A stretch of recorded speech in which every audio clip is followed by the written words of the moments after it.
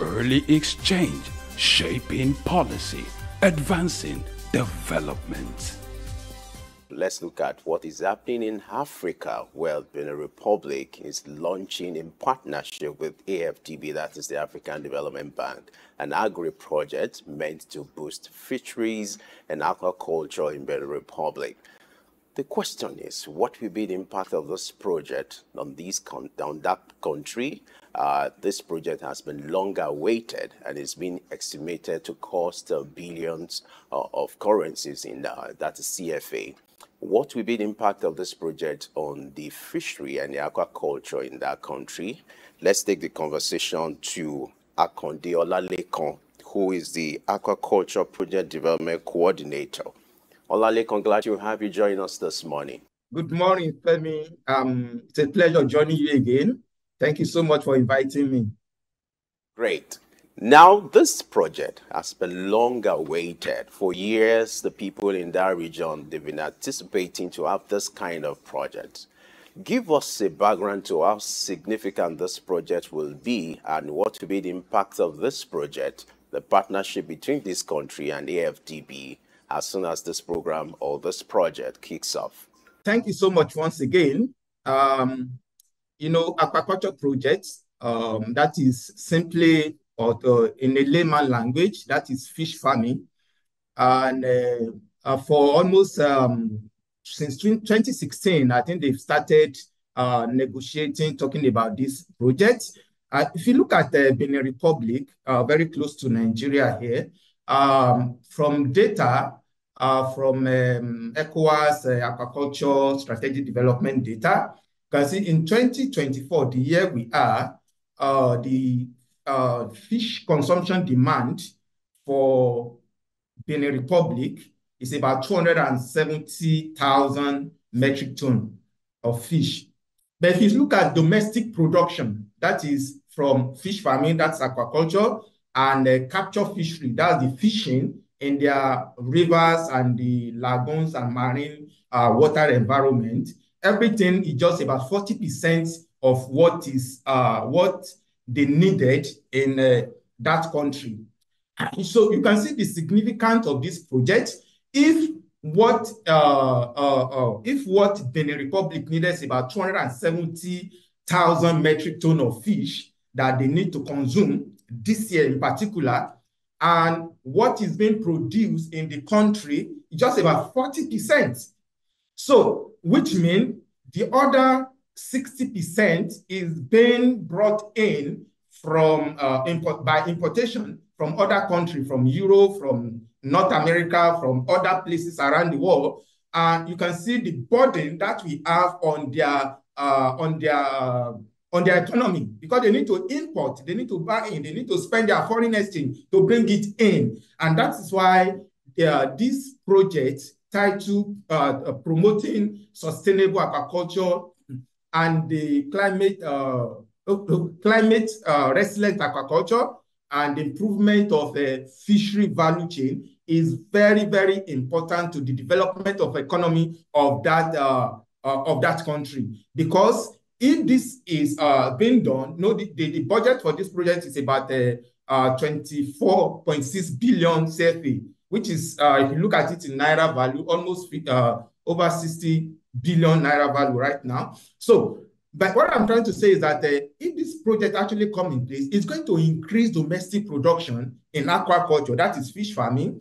And if the governance of the inland fisheries and marine fishery is also improved, it's going to increase domestic production from the capture fishery. So what we have at 40% today may increase to maybe 60–70%, which means going to lower what they are going to be spending on importation, which is going to relieve the burden on the economy. That's number one. Number two is that by growing the aquaculture sector, by increasing the project, by increasing fish farming, you are going to be creating job and employment for young people in that country. So employment creation is another thing that is going to bring to the populace.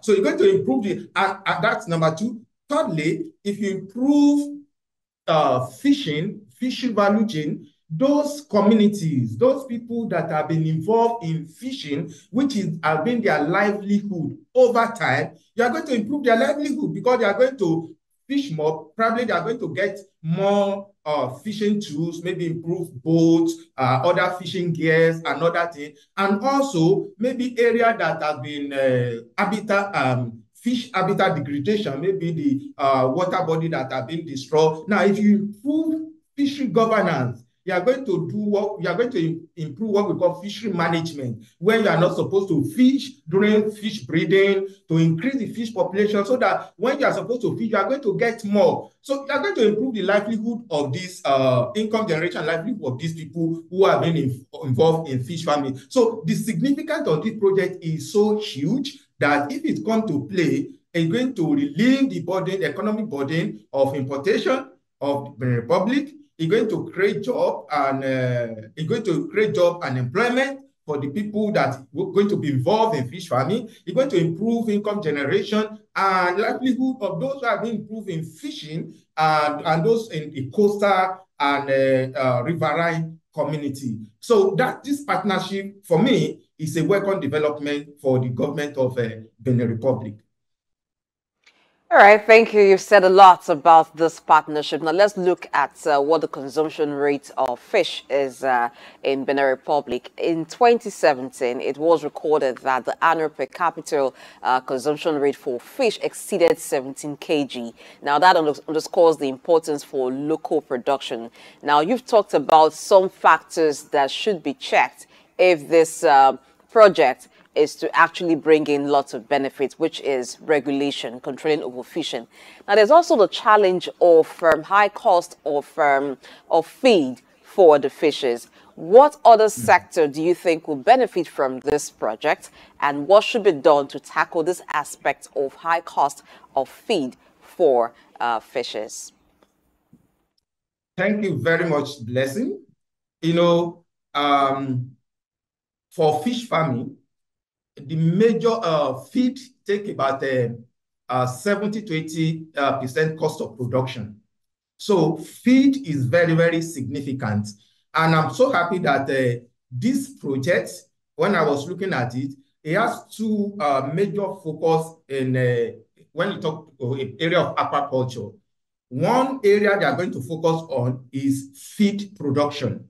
So they've said they are going to target to increase feed to about 30,000 metric ton. That's one of the targets. The second target for fish farming is to produce young fishes, what we know as fingernails. That's baby fishes.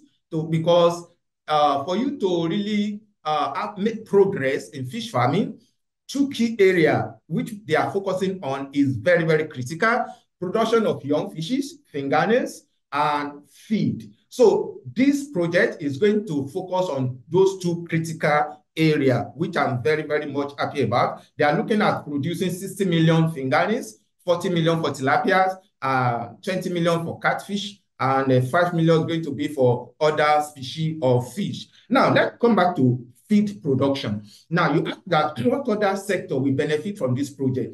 Very, very important, because the feed they are using in fish farming comprises of so many raw material which come from agricultural sector, from crop sector. Some of the major raw material used in feed production is maize or corn that we popularly know for in Nigeria. So maize, and that very critical raw material is soybeans. We have other raw material like wheat, sorghum, and others. So other sector that benefit is the agricultural sector, because they are going to need more maize to produce this feed. So which means people farming maize, producing maize, soybeans, and other raw material will also have market. The more they produce, the more this feed production will offtake from there. So you can see it's like a chain, value chain, they are focusing on developing the aquaculture sector. Other sector, associated sector, will also be impacted. So people employed in agricultural sector we also benefit from it. So when I say employment generation from directly in fish production, fish farming, aquaculture farming, or the fishing, that's directly. But indirectly, the people that be involved in feed production is another thing. So one other area you look at to bring down the cost of feed production, because currently cost of feed is very high, and one of the reasons, if I'm going to take an example from Nigeria, because I'm directly involved in an aquaculture project in Nigeria right now, we can see that the raw material needed for feed production, like I said, maize is one of them. For now, right now in Nigeria, most of the feed company cannot get up to 50% of the maize they need in Nigeria. They need to import it to Nigeria. The same thing happened to soybeans. They need to import almost 50% of what they need from other countries to Nigeria. You know, you need to pay forex for this, and this is why the cost of feed is very high. There are other components of feed like fish meals and other protein sources that need to be imported. So this is the reason why the cost is high. So if this raw material can be produced domestically, if investment can be made to produce this raw material domestically without importing them, this will actually bring the cost of feed somehow down. And that will also positively affect fish production, because the more the cost of fish production is high, the more the cost of fish at the end of the day will also be very high. All right, interesting. But before the emergence of this project, Benin Republic, which is naturally blessed with the right coastal area and the resources to support fish farming and aquaculture, you observe that these sectors are, likely they were underutilized. And in fact, record shows that it contributes about 8% to our agri GDP in that country, and then they engage in high level of fish import. Talk to us. In spite of these resources and this potential, what do you think is responsible for this shortfall, the fact that this is underutilized, and how can they take advantage of this project to maximize the potential in these sectors?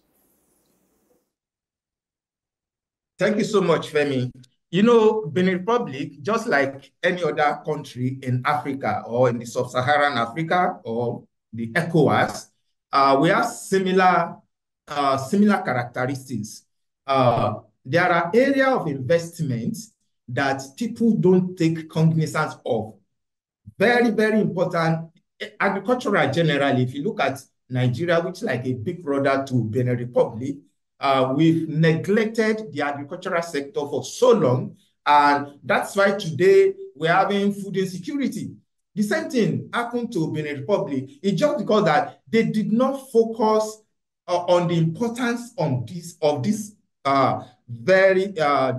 sector. They have the natural environment, just like we have it in Nigeria. We have we are bordered with the Atlantic Ocean. We have the lagoon, we have the coastal area, we have the inland water, we have lakes, the same thing they have there. But because focus of investment is not in that sector, and that's why it's been neglected for that long. You know, people in the coastal community, naturally, that is their own occupation, fishing. They just go to fishing. They have all these local boats, canoe, and other fishing gear that they use in fishing.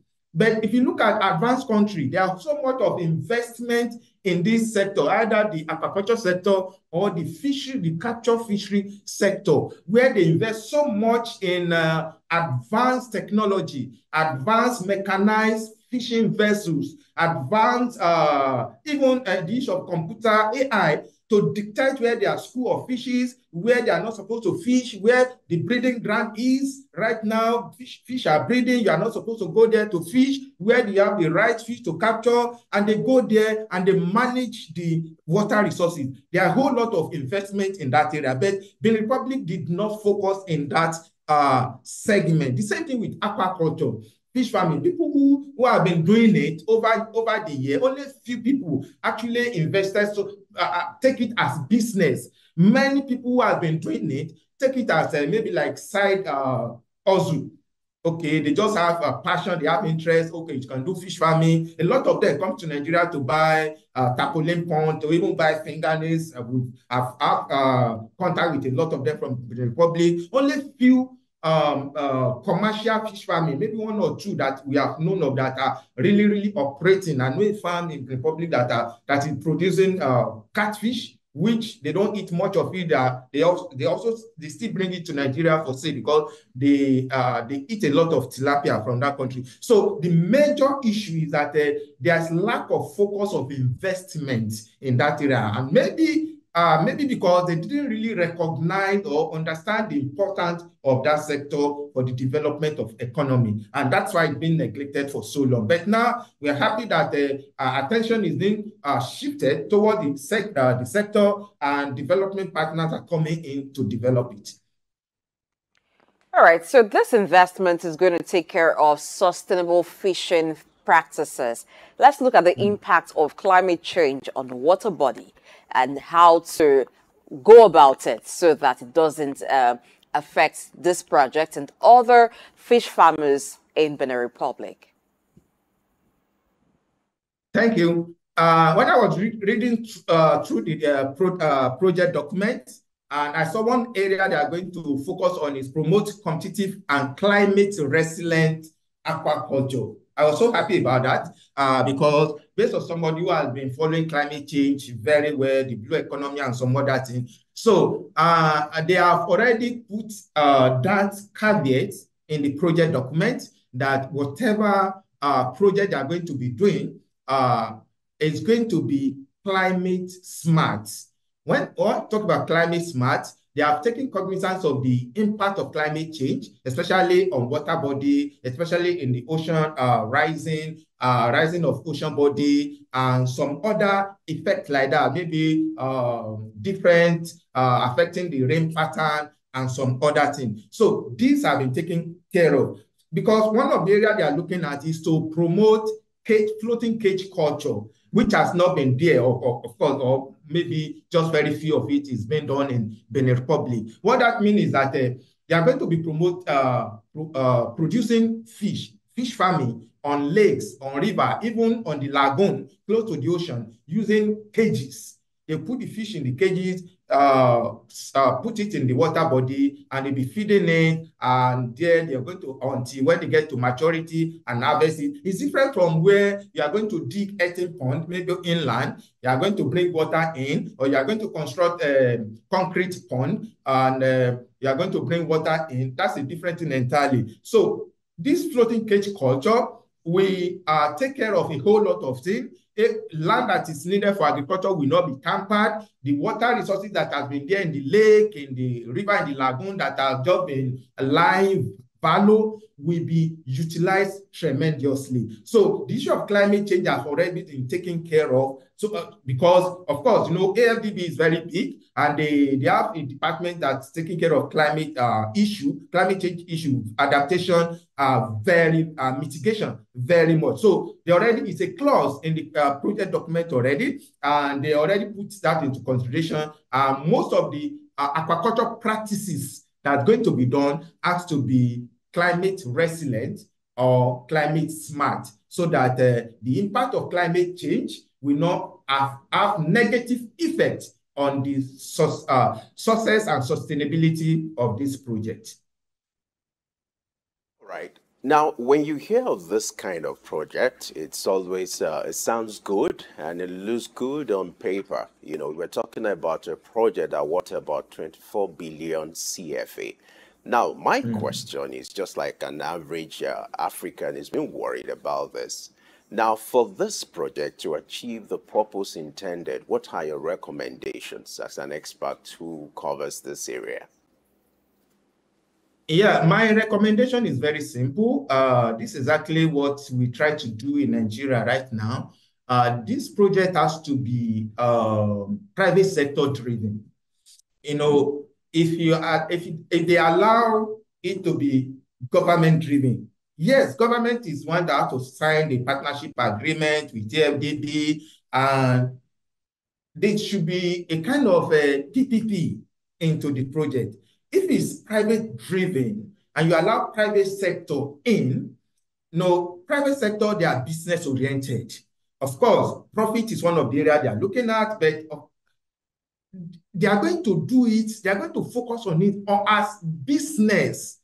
If you allow government sector, maybe the civil service to spearhead it, maybe they want to disburse the fund to the farmer, to this. The people you are disbursing to will see it as their own share of national cake, and that will be the end of the project.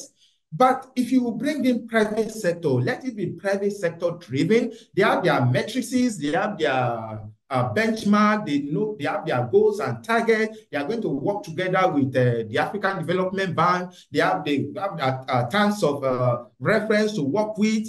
And I can bet with you, the project will be sustainable, and not just sustainability, it's going to be profitable. All right, let's look at the value chain of the aquaculture sector. It seems like it's just about getting fishes and then selling, or for those who do fish farming, after you sell, that's it. What's the value chain like? Or ideally, what should it be like? What are other byproducts that can be gotten from the aquaculture sector? Thank you very much, Blessing, for that question.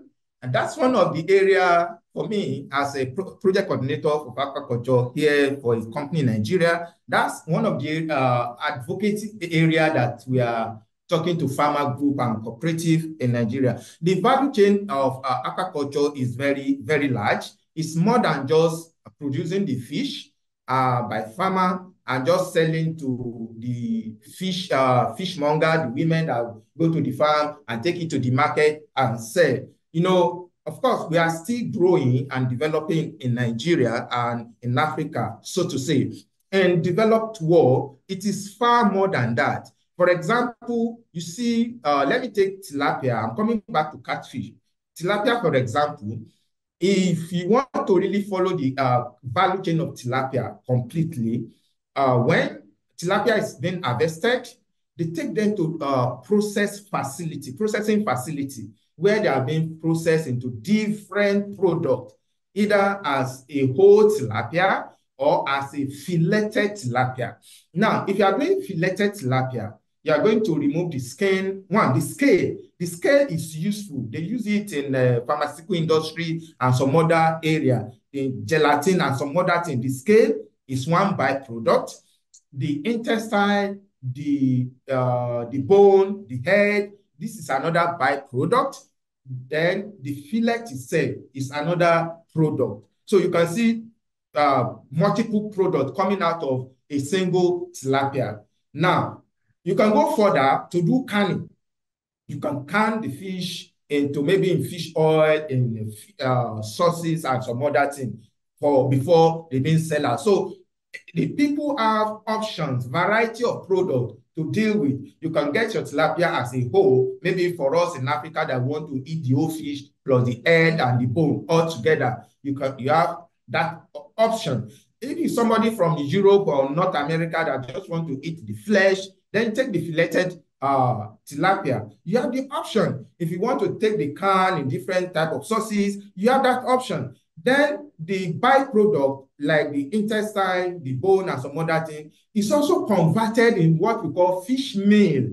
They dry it, they grind it together, and fish meal is a critical component of fish feed that's being fed to either fish or poultry. So you see this byproduct again coming into the production of livestock feed. That's that for tilapia. If you look at catfish also contain oil, which is very, very important, and people look for it across the world. So as you are getting the skin is another byproduct for catfish.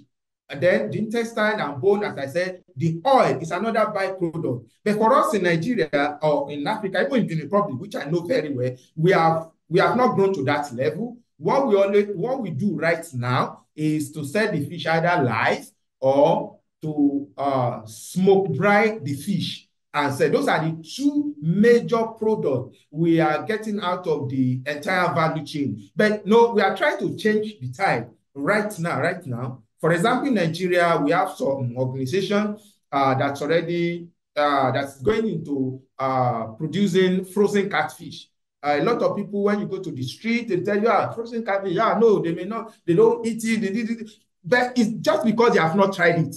You know, I always tell people food is about mindset, something we have not tried. Because we are used to the point and kill. We see it fresh, we take it, we kill it, but it's already been done now. We have a frozen catfish being packaged in several sizes in the supermarket, which has I know by gradually it also gets into the market. Last week, I was having a meeting with a company in Ghana. That's exactly what they do also. In Ghana, they don't eat most of the catfish. They eat a lot of tilapia, just like Benin Republic. But they are producing catfish in large quantity. They are processing it into frozen catfish and are selling within Ghana and other areas. So, like I said, the value chain is so huge.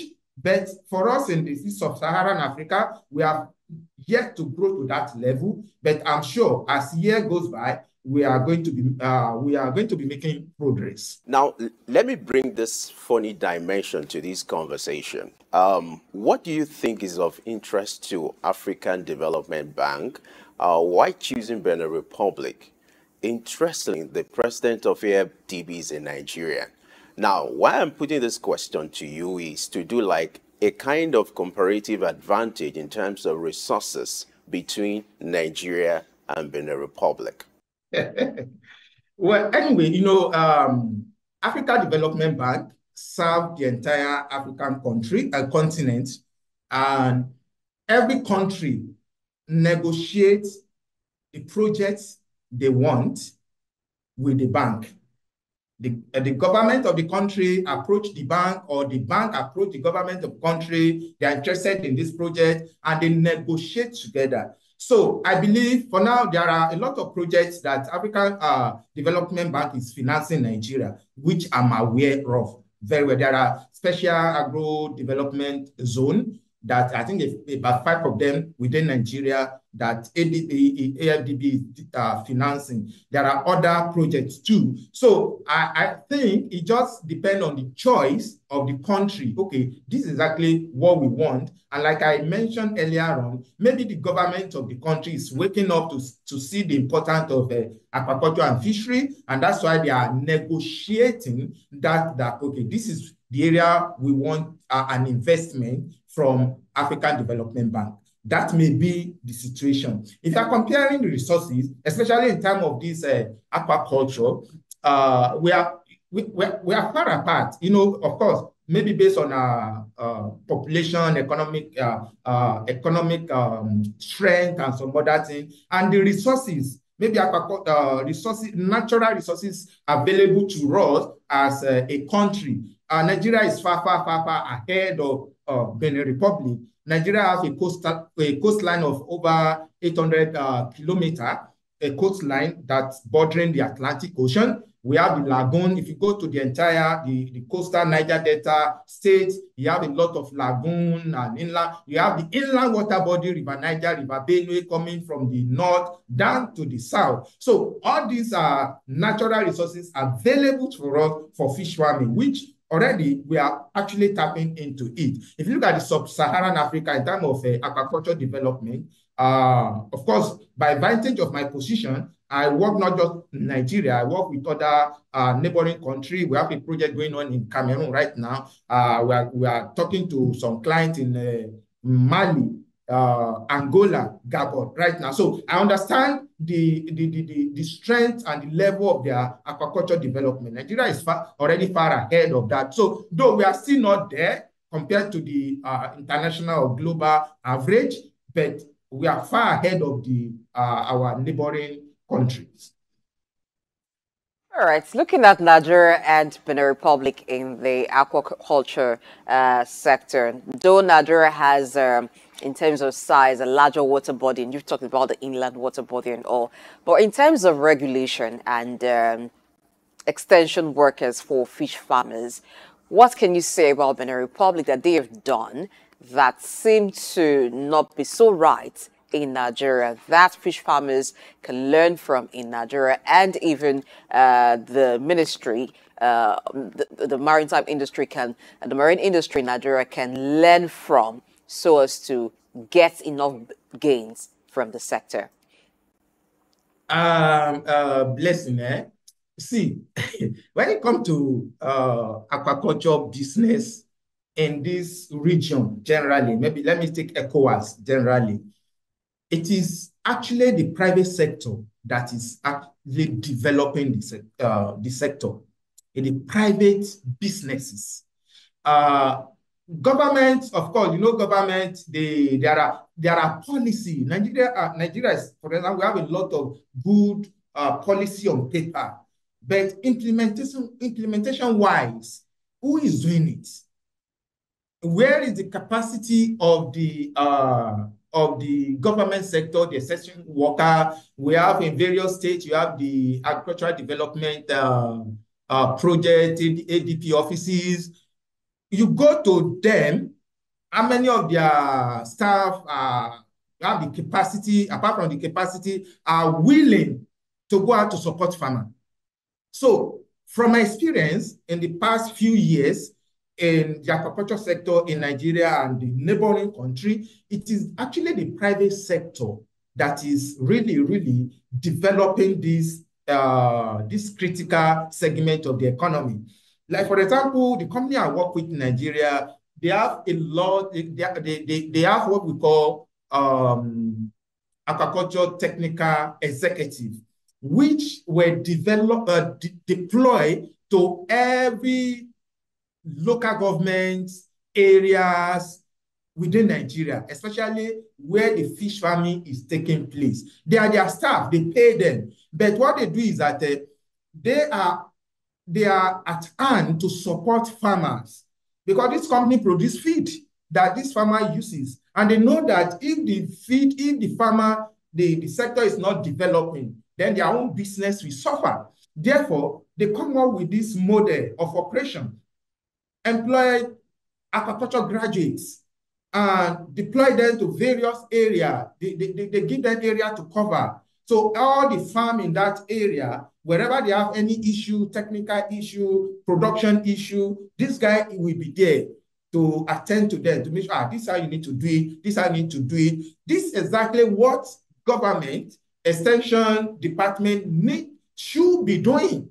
But we don't see it happening, not even in the Republic or in Nigeria or some of these regions. But the private sector, who are business mindsets, who take it as business approach, they know that if the industry is developed, their own business will also be developed. They are actually the one that is engaging extension staff and technical officer, really going out to support farmers, which I think government can learn from or partner with this private sector to really boost these extension services for aquaculture development.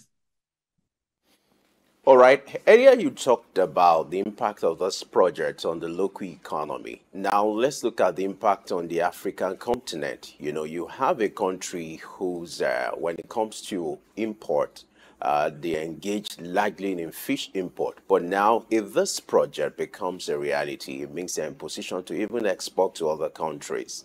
Now, what will be the impact of this project by extension to the African continent? Yes, positively, like I said, if it's come to place and now they are producing 40% of what they consume.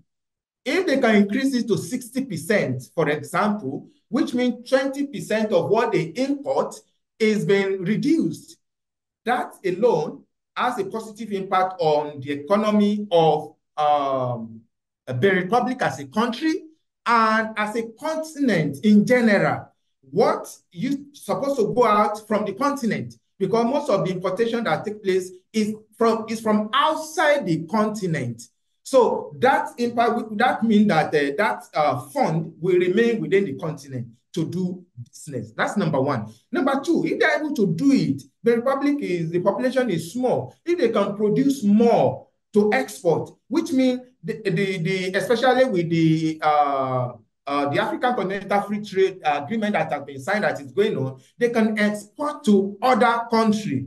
For example, they will export to Nigeria. They have been doing it already, maybe through cross-border trade and some other things. But officially, which means some of the importation that we also do from other outside country will also be reduced. We can do that with inter-African trade. They can export to Nigeria, to Togo, to Ghana, or other neighboring country around there. So it's going to be a positive impact, not just for Benin Republic, but to the entire continent as a whole. Let's talk about aquaculture education. Now, currently is mostly limited to universities. What do you observe to be the curriculum gap, even in universities, and how can it be something not just limited to universities, updated with current trends as well? Well, it's not just university, because for somebody like me, I started my aquaculture education from College of Freshwater Fishery Technology, located in Nibusa, Niger State, Nigeria. And we have two that colleges. We have two of them in Nigeria. One is in Lagos, one is in Nibusa. We have extension of it in Baga, in Maduguri. Let me share this experience. While I was when I completed my ND fishery technology, I wanted to continue with aquaculture at my BSc level, and I remember I was asking questions from older friends in the business. They were suggesting schools. When they mention a university, they will tell you they don't have the facility. They only teach the theory. There's no place to practice what you have learned. And somebody like me who have done ND, we have a lot of practical. We did a lot of practical. We have a lot of practical facility to really work on. So I was asking, do any university that doesn't have this practical facility to do it, I won't go. And that's why I was suggested to a university, University of Agriculture, Abeokuta then, which is Federal University of Agriculture, Abeokuta, which have an extended facility for aquaculture education. So coming back to your question, now, the gap is that a lot of these institutions, they don't have the practical, because aquaculture is practical oriented. It's a practical science. It's not something you just learn the theory in the class and you said the graduates should go out and practice. They are going to start from ground zero. Because like me, when immediately I graduated, two farms were waiting for me. So I went to a farm. They didn't need to train me any longer, because I was even training the farmer, the workers in the farm, because already I've gained the practical knowledge. So a lot of these institutions doesn't have the practical facility to impact the knowledge, because it's a practical science that students must go through if they need to be granted when they graduated. Except when they graduated, they need to undergo other practical training. So that is the gap that is limiting right now, which most of the institutions, if they really want to be serious in aquaculture education, then they need to acquire the practical facility to train the student in order to be granted in the profession.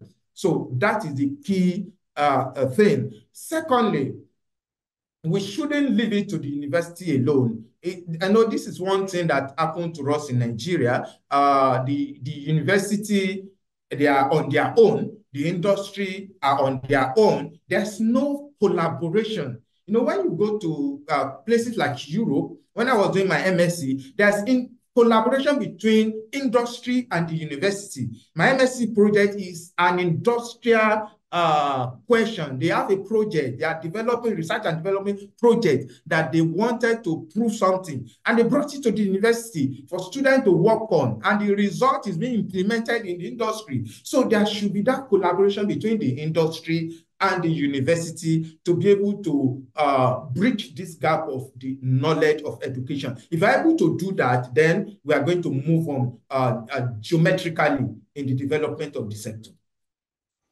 All right, I like the fact that you're talking about the synergy that should exist between the town and the gown when it comes to tapping the potential in aquaculture. That's very key.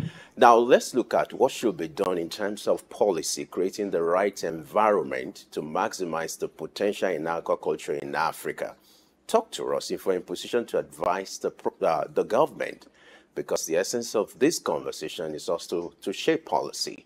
If you're in position to advise the government as to the right policy to drive this sector, what will be your submission? Thank you very much. I'm happy the government of the country, they are waking up gradually by separating the aquaculture sector from the agriculture sector.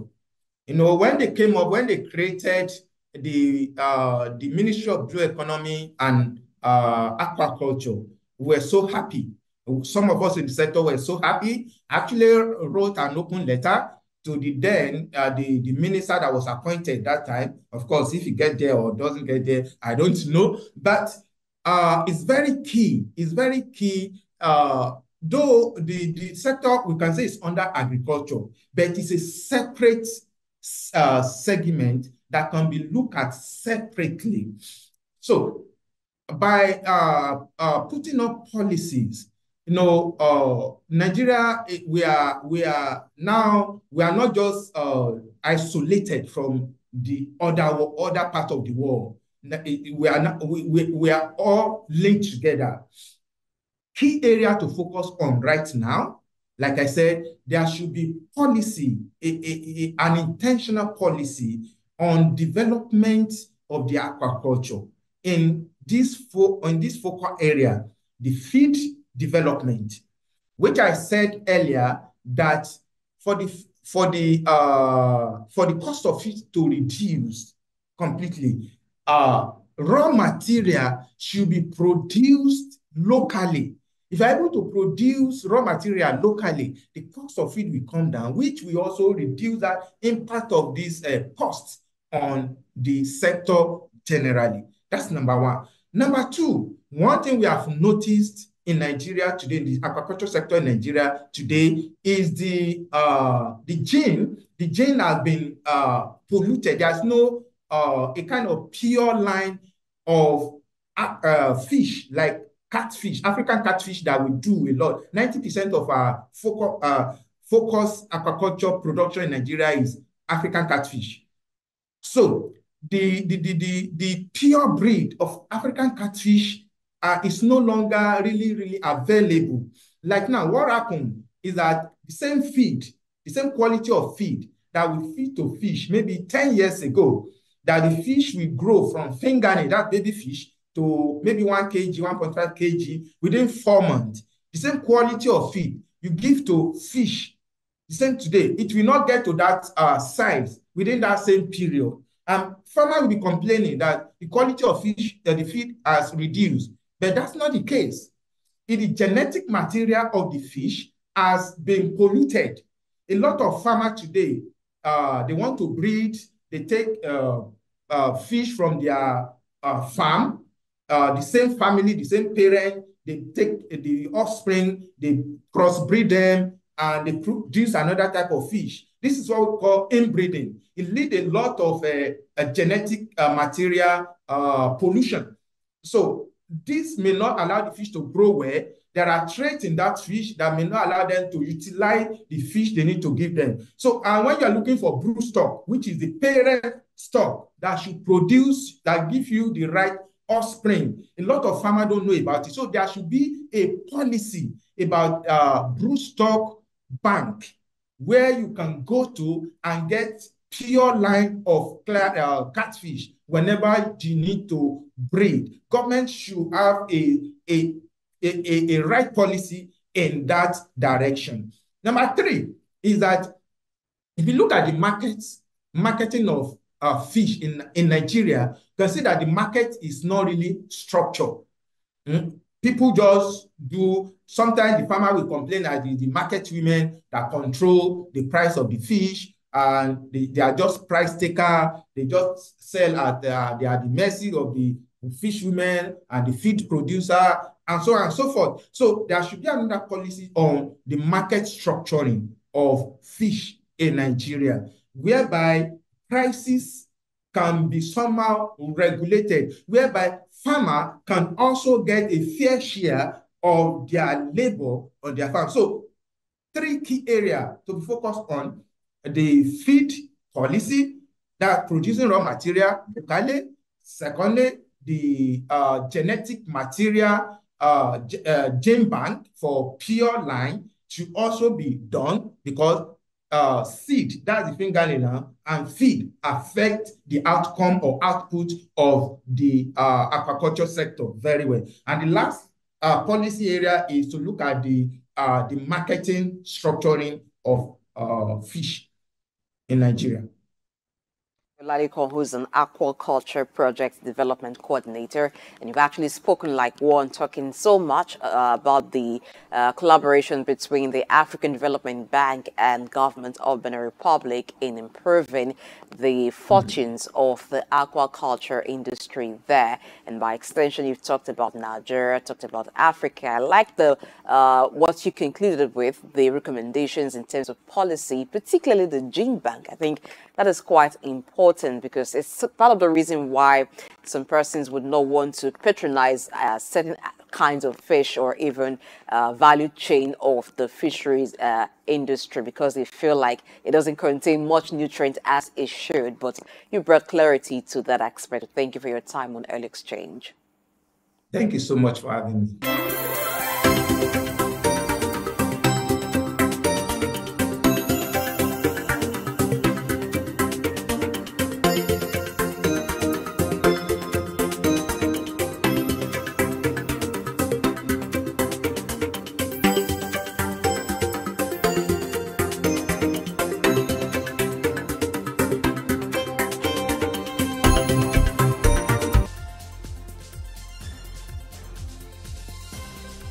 Early Exchange, shaping policy, advancing development.